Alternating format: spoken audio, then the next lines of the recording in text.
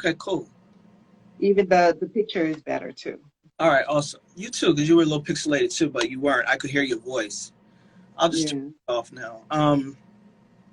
Yeah, so I'm just hoping that socialized repression that we have kind of starts to dissipate, and and we start to just recognize that we can and should, and with reckless abandonment, do anything we want to do, you know, in this society, because it's obvious when there are folks who are raised differently, told Mm. differently, taught differently, and I'm not saying that that's the route, you know, of destruction and crazy-eyed foolishness. But what I am saying is that there's possibility in the fact that we get to do whatever we want to do, and to stop thinking that we can't on any level. Um, because we've been socialized to repress our nature, our even our urges, to just go for whatever it is, and I think it's time that shifts, um, and that's just where I'm at with it. Like I said, it pissed me off so bad just to think about the idea that never would I ever, Mhm. you know, Mhm. never would. Yeah, I think it's one of those things where I was listening to The Read earlier. It's one of my favorite shows, and I was looking forward to this week's episode because I really wanted to know, what their take on it all was, because a lot of times I feel like they say what I'm saying in my head and then Mhm. they say it out loud and I'm like, yes, that's it.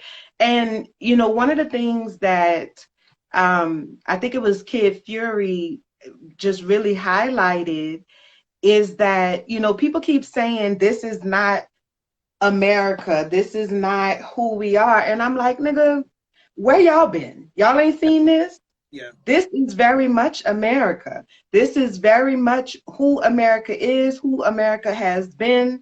And I honestly, I think that it's coming to a head right now.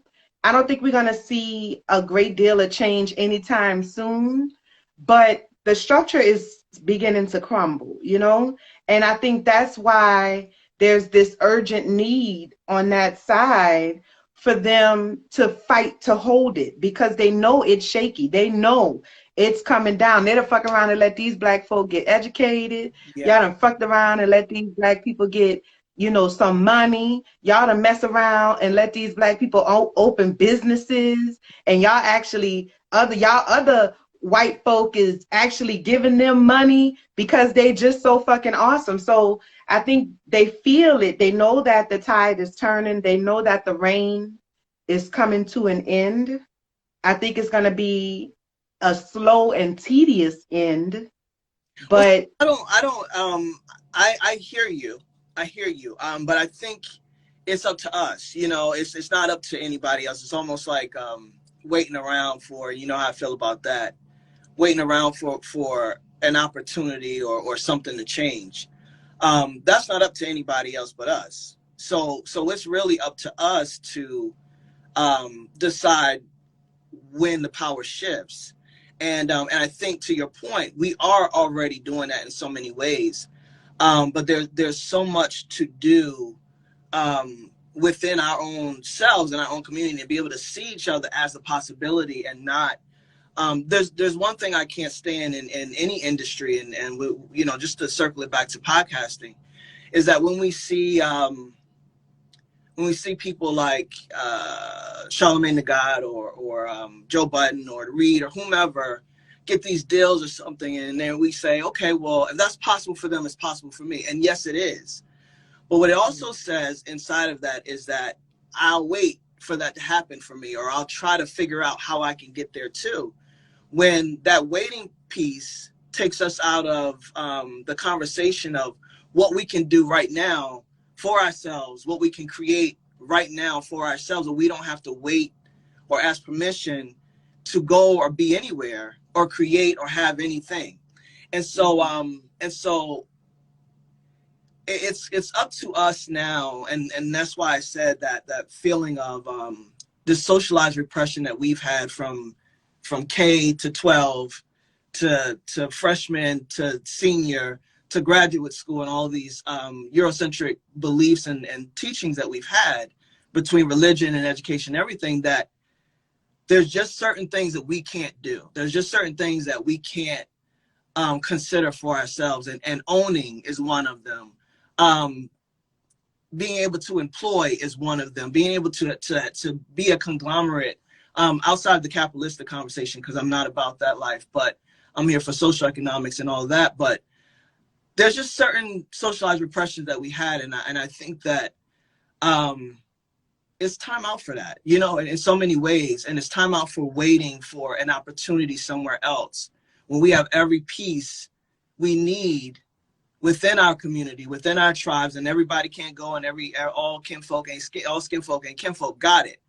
But there's possibility for us to create the things that we're waiting for. And that's just, you know, that's just how I feel about it. You know that's just how I feel about it. One of the reasons why I hate that word, and why I want so much for us to change languages in 2021, white supremacy is just not a thing. Inferiority is scarce and fear-based decision making. That's what they do. The what you saw on the 6th is scarce and fear-based decision making. I'm afraid of what I'm going to lose, so I'm going to do what you said. I'm going to try to keep it. That there's no superiority in that. That's an inferiority complex, and we have to recognize that, because there's no power in that, even though it looks very powerful. You know, and so that's where I'm at with it, and just continue to want to encourage us as a collective, as creatives, to get what's ours, as if it's our birthright, because it is, you know, and stop waiting for something to change, because the change is us, you know. The change is how we start to look at it differently. It changes how we start to move different. You know. Well, and that is happening, though. That is happening. That's something that is already taking place and has been taking place for a while, especially in, you know, within the creative community. And that's like across the board in dancing arts, in performative arts, you know, film, all of it, you know, Yeah. across the board. I think that as creatives, I almost feel like we have a responsibility to create our own stuff, you know, like we have a responsibility to our community to create. We have a responsibility to our forefathers, our ancestors, to create opportunities for ourselves to be able to advance and to be able to tell our stories. Mm-hmm. And I feel really confident about the direction that the community as a whole is going in terms of heeding that mandate, you know, like really saying like, yes, okay, now is the time. And to my point that I was making earlier, we have everything that we need now, because at this point, we are the most educated cohort of Black people that ever existed in America. We are the most financially stable cohort of Black people that ever existed in America. And we, for the first time, really, from a legal standpoint, have the freedom to be able to create. You know what I'm saying? To be able to create freely. And so I'm very excited about the direction that Black art is going in, and the number of Black creatives that have created platforms for themselves and have opened the door for other Black creatives to be able to come through and put their mark on it as well. I feel like, you know, it's a blessing to me to be a part of. It's almost like we got a little Harlem Renaissance going on right now, you know, and it's exciting to me to be a part of that. You know, it's exciting to me to be contributing to that. I was thinking about that the other day. Like, you know, I did my podcast, Unicorns Talk podcast. And even though I'm no longer creating new episodes for Unicorns Talk, the 68 episodes that currently exist will exist forever. Absolutely. And if I never record another word, if I never record another video, if I never do another Clubhouse talk, right? If I never do another piece of nothing creative, my voice will be heard for generations to come. Yeah, absolutely. Yeah. And my version of the story, or my story, my perspective on the story, it cannot be erased. Oh. It's there, and it's there forever. And so for me as a creative, that's exciting, you know, like that's something that is, it's like, damn, like, you know, that's legacy. Mm-hmm. That's legacy.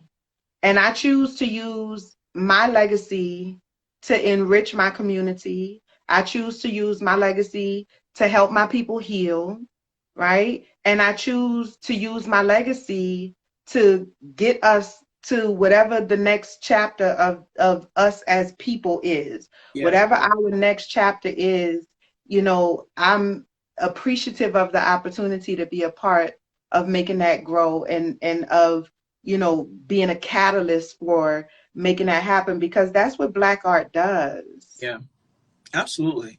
Absolutely. And podcasting being one of those very important and almost evolved storytelling channels, you know, where whether it's fiction or nonfiction, this is an opportunity where the lived experience of us, and whether, and it's not an ageism thing in podcasting. It's not just for millennials or whatever like that. We're seeing, you know, people who are in their 60s and 70s recording podcasts, and that's a beautiful thing. We see kids doing podcasts, and that's a beautiful thing. And so you've got these generations of people who are sharing their lived experience, sharing their perspectives, telling their stories, or interviewing someone else about their own story. But either way, it's legacy. It's a recording that, much like any historical recording in the past, this is something that, like you said, it will live on long after anyone, you know. And so it's really deep, and it's really something that we want to continue to encourage people to do, because we don't know the direction of any industry, right? We can't predict that. We don't know we don't know where books are going to go. We don't know where technology is going to go or anything like that. But some point, this is almost like a time capsule that we're in right now, you know? Yeah. And it gets to live on. And I always say this, you know, if you think about any of the end of days movies that you see, the last thing that is happening is that broadcast, right? Are you out there? Are you out there? You know, that voice connection, right? And so that's the opportunity we have here, is to continue that that broadcast, and sharing what's happening right now, today, and our Black future, you know, and our Black present. That's amazing to me, and that's why I love podcasting so much, and I'm enjoying it and also creating. So. And it's a recording of history, literally, in our own words. Yeah, absolutely. Like literally, in our own words, and that's just, I think it's a beautiful thing. Yeah, it's serious, and so then when we talk about conversations like the market is saturated, for me, it's not about, like, that is the wrong question, the wrong answer, the wrong thought, because this is more than that. This is more than a market. This is more than, and though the market is important, the industry is important. We want to evolve that. We want to evolve ourselves inside of it. All industries are important in that way. They push forward culture. They push forward society. But for Black people, there should be no cap in our minds, or even in our desire to create anything that comes with our own opportunity and ability to say what we need to say for ourselves and for our future generations. That, to me, the conversations we have are socialized. You know, they're based in what we know: capitalism, monetizing, you know, things like that, and all that shit is important. But at the end of the day, when that person who created a podcast is dead and gone, and there ain't no more monetization conversations or no more sponsorship or advertisement conversations, your voice is what mattered at the end of the day. And so I think that this is what we're here for. You know, one of the point and purposes of this is to make sure that we continue to saturate the market, you know, and find your tribe, find your people, find your audience, find those people who want to listen to your perspective and your experience, because there's 7 billion people in this world, you know. Don't have to worry about that, you know. Yeah, that's one of the things I love about podcasting, is that, like, there's a space for everybody. You know, I'm always looking at things from a mental health perspective, and I talk a lot about finding your people, you know, and how important it is to find your people, meaning the people that get you, that accept you, that understand you. And I think for a lot of us, there's this struggle to find connection. Even, you know, like AJ was, you know, saying, like, you know, he never felt connected to the Black community. He never felt accepted by the Black community. But being here with Afros and Audio, he has now found that, because we are his people. Because we get him, we understand him. This audio thing, this creative life, like, we get that, you know. And so we are opened up to seeing him for who he is, where other people may not be willing to do that, you know. And so I think it's so important to find your people, and podcasting allows us, or allows people, to find their people, because it might be something about you that other people, the people that you have access to, tell you is weird, or why you do that, that's white people shit, or this, that, and the other, which I hate when people say that. Because Black people invented every fucking thing. So there's no such thing as white people shit. Black, because I'm Black. So if I did it, it's now Black. So, you know, whatever your quirk is, whatever your thing is that has prevented you from being able to find your people, now there's this whole new world that has been opened up to you, where you can not only find your people, but you can find yourself and be comfortable and confident in yourself, because you don't have to pretend to be somebody else when you're behind the mic. You don't have to try to pretend to like a certain kind of thing or whatever when you're behind the mic. You know what I'm saying? Like, you can be who you are, and your people gonna find you. And that's such a beautiful, beautiful thing, I think, especially for our people, for Black people, to be able to find that level of connection and camaraderie, and like really feeling like somebody understands who I am. Because not every one of us can say that we've had that experience, you know? And speaking of mental health in that respect, a lot of people isolate and think they're weird because they're not speaking. They're not saying the things that are on their mind. They think that somehow that thought is a unique thought, simply because they haven't expressed it out loud. And once you express it out loud and you let it go, you realize that there is someone else who understands, thinks in those similar ways, has a similar experience. And it's really about, you know, I encourage everybody, and, you know, I work in men's work and men's mental health, and then I also work regardless of gender, creatives and entrepreneurs. And it's really about, when we start to isolate, it is a recipe for self-destruction, period. And so podcasting, to your point, it allows an opportunity for you to express those thoughts that you absolutely think is unique, because we've been socialized to believe that unpopular thoughts make us crazy. Unpopular thoughts makes us out of, you know, on the fringe of reality, and all these sorts of things. But a lot of people share thoughts that we do. It's just that we've been socialized in a way that that makes people fall in line with the popular thought. But and then it drives people crazy because I'm the only person with this thought. I'm the only person with this quirk. I'm the only person with this belief that is natural and instinctual and innate. But that's only because you isolate and don't express it. And so this is an opportunity. And this is we talk about all the time that when doing your podcast and when on your platform, understand that it is your podcast and it is your platform. Mm-hmm. Use it accordingly or not. But Mm-hmm. or not part of just like going to therapy and lying. You know what I mean? And not telling the truth. You can't grow when you deny yourself your fullness, wholeness, you know? And so I think there's a power in podcasting because there's a power in the voice, period. And a lot of people talk about thoughts and actions and behaviors. The voice is what carries it all forward, you know? Listen, That, yeah. you know, we could.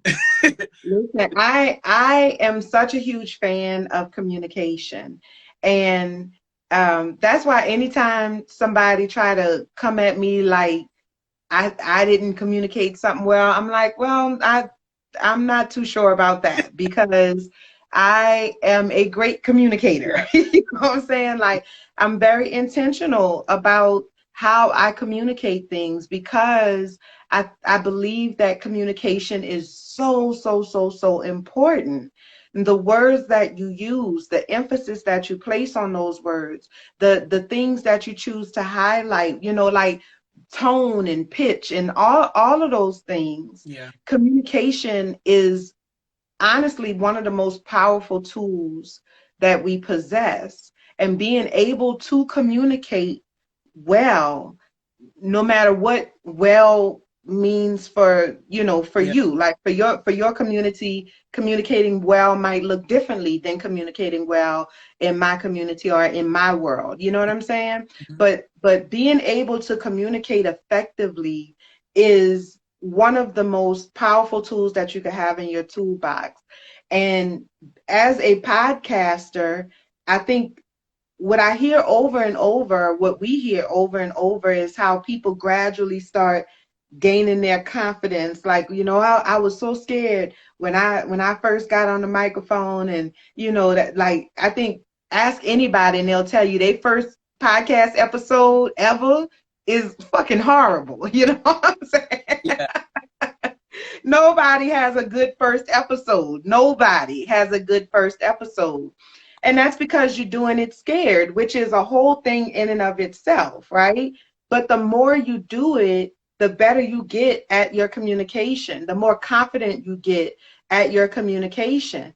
And you really begin to connect with people because you're communicating in a language that they understand. You're communicating what they've said in their heads and they never thought that they could say out loud. You are validating for them that it's okay for you to speak up as well. It's okay for you to tell your version of this story or to give your perspective on this experience. It's okay for you to tell your story too, you know? And it's one of my favorite things about podcasting is that it really highlights the power of communication. It really shows us just how strong, or how, I'm trying to use a word other than powerful, but I guess I'll say dynamic because I keep saying powerful. But it just really illustrates the power of communication, verbal Yeah. communication in particular. It's one of the reasons why I love Clubhouse. Clubhouse. I know you be like, Ty is like, listen, let's slow down. Let's slow down a little bit. Yeah. You know, it's right But now.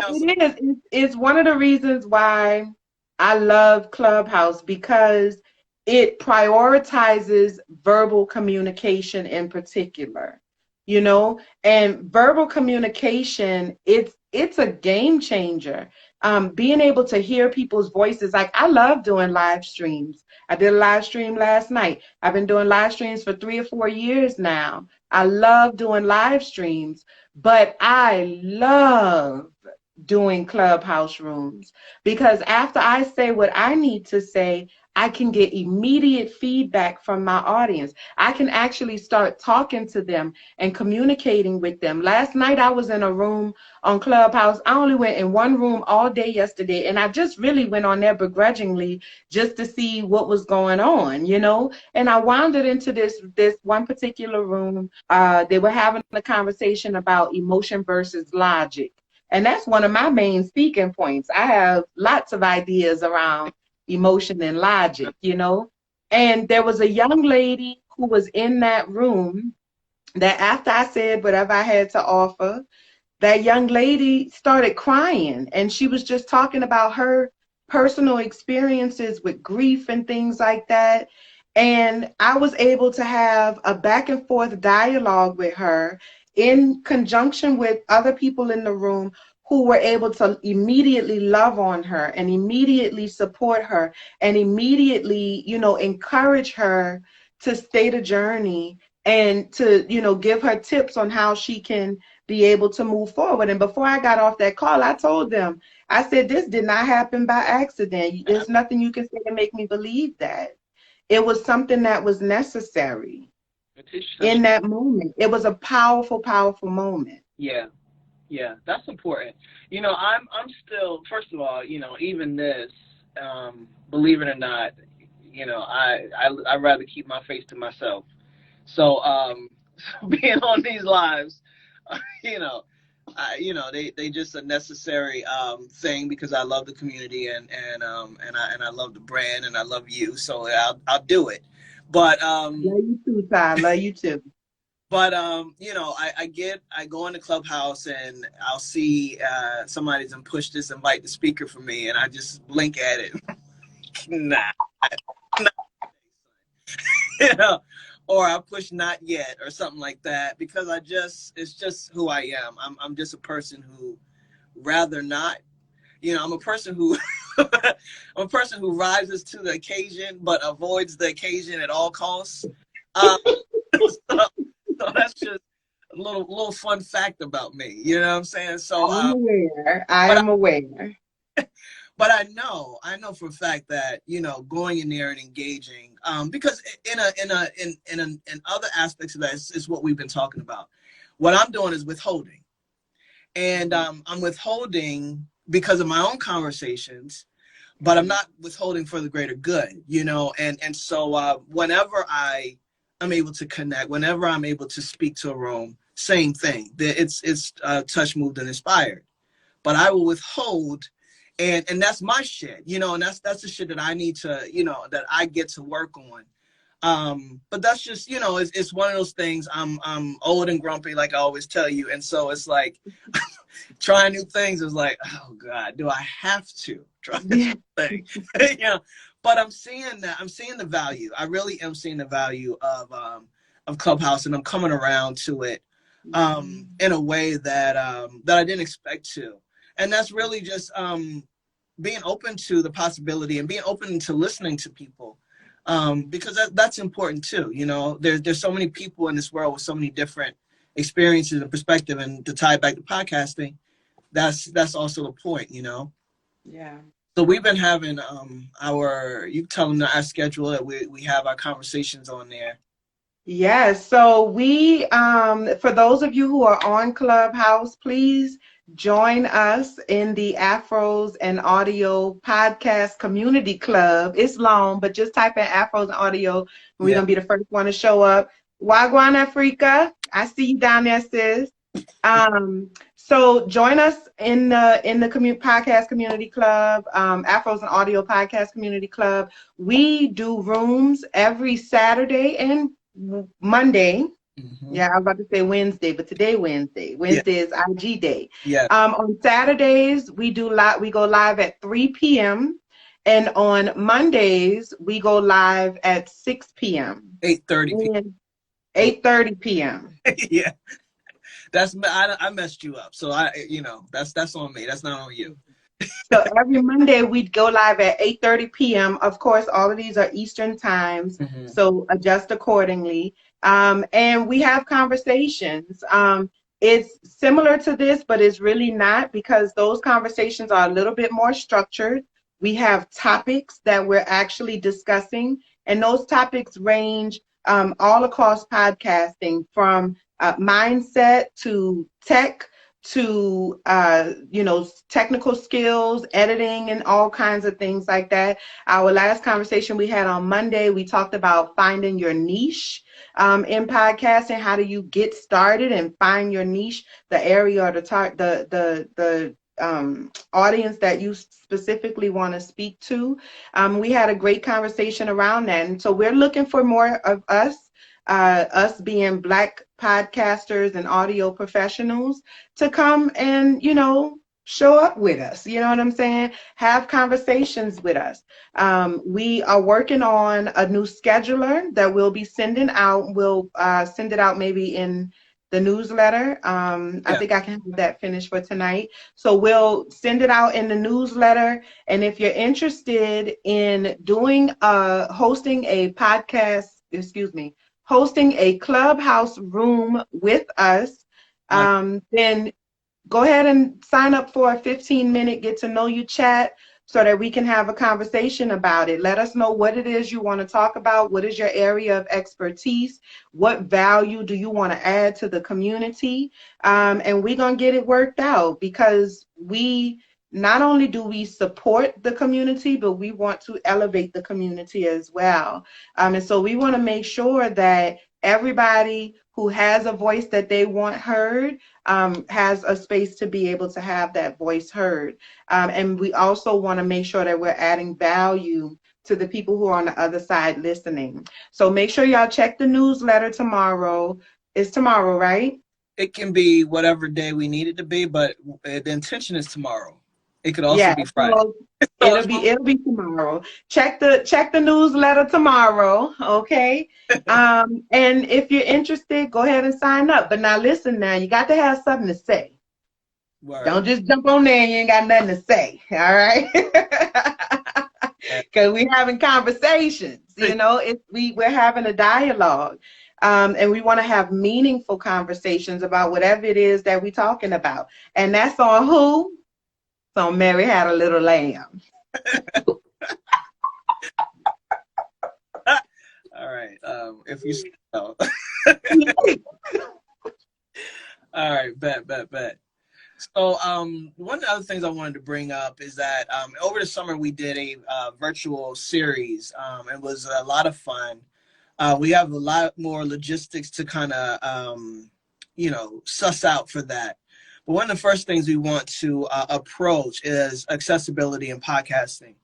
And we've been having some great conversations with a gentleman by the name of Thomas Reed, who is visually impaired, and he has a podcast, and also Power Not Pity, who you might remember Bri M from the Afros and Audio Festival, who did a meetup. And so one of the things we're looking to do in February, hopefully, is to facilitate a workshop dedicated to accessibility, and understanding that when we don't have an experience, we have blind spots, and having those blind spots can actually limit accessibility to people who actually would love to contribute and be also part of what it is that you're creating.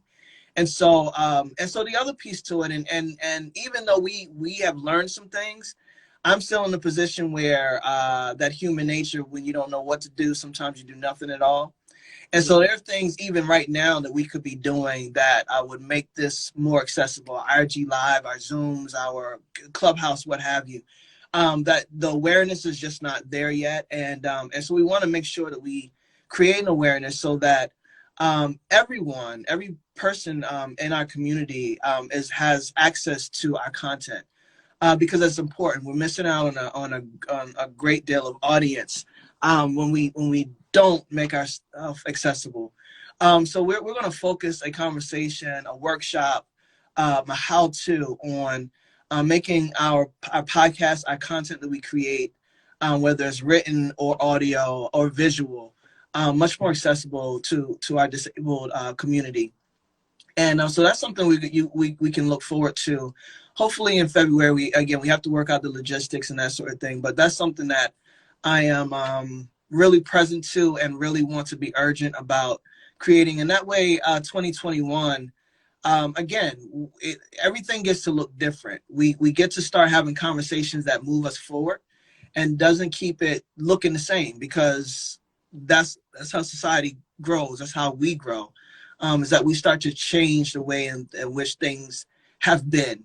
We get to start making it look different, and so this is an opportunity, at least um, on that aspect, that we are going to be leading a charge with, and then providing that support and those resources so that we all can make our work more accessible. Mm-hmm. Yeah, it's so important.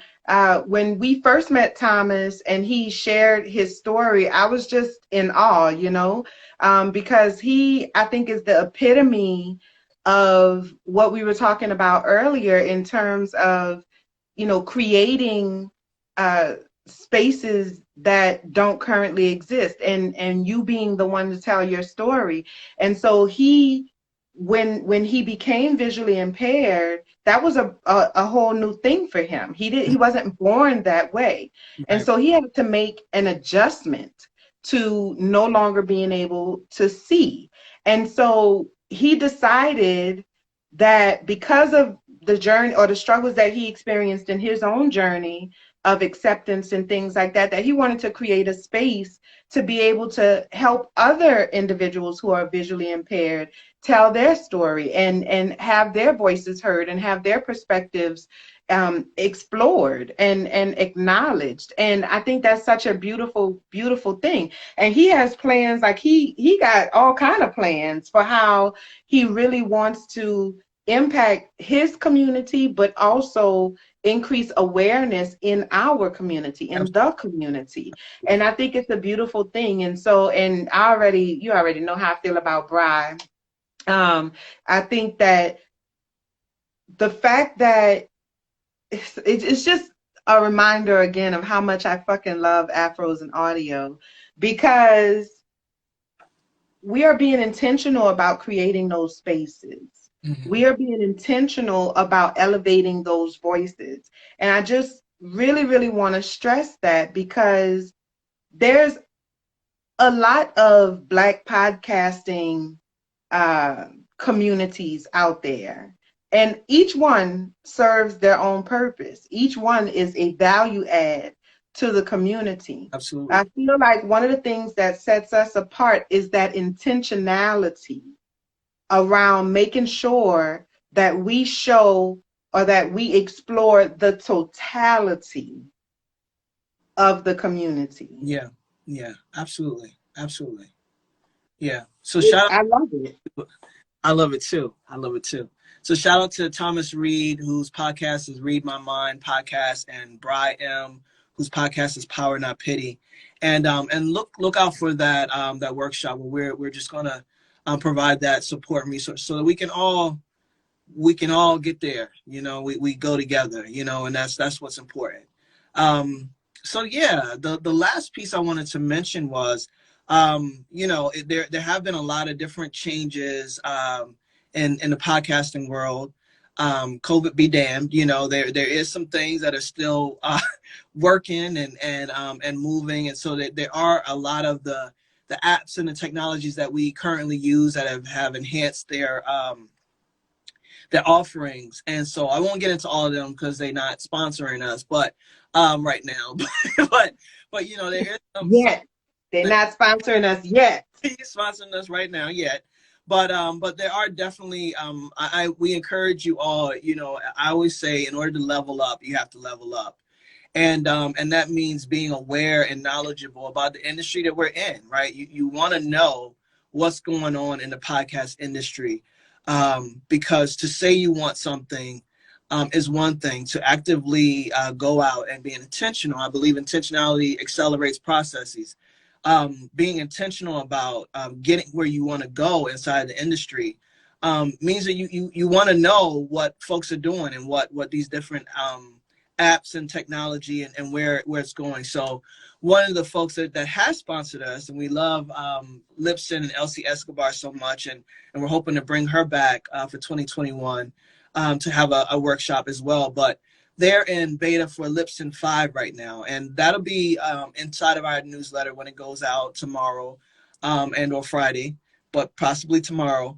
Is that there's a beta that I encourage anyone who wants to be, who either uses Lipson now or wants to be with Lipson. It's a beta that you just get to sign up for and try out. And that's for people who are new or people who are already exist in Lipson, or if you want to switch over to Lipson. I think, again, this is an opportunity to find out what's going on and get some real-time information and insider insight on the industry. So Lipson 5 beta is going on right now. It'll be a part of our newsletter, so that if you do want to sign up for it, you can. And that's just, again, wanting us all to be able to create these seats, to build these tables, but also you can't do that with horse blinders on. And again, Happy New Year to everyone, and we look forward to working and supporting and building more and more community with Afros and Audio.